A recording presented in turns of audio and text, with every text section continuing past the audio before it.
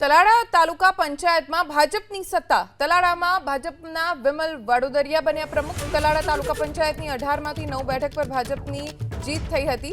તલાળા તાલુકા પંચાયતની 7 બેઠક પર આપ, 2 બેઠક પર કોંગ્રેસની જીત થઈ। ભાજપ ઉમેદવારને 9 મત મળ્યા, આપના ઉમેદવારને 7 મત મળ્યા। 1995 પછી પહેલીવાર ભાજપ સ્પષ્ટ બહુમતી સાથે સત્તામાં આવ્યું છે।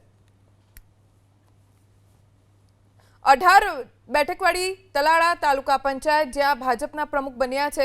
7 બેઠક ઉપર આમ આદમી પાર્ટી અને 2 બેઠક ઉપર કોંગ્રેસની જીત થઈ હતી।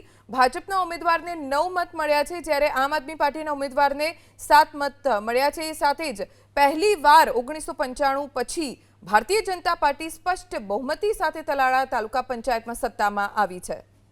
તલાળા તાલુકા પંચાયતની 7 બેઠક પર આપ, 2 બેઠક પર કોંગ્રેસની જીત થઈ।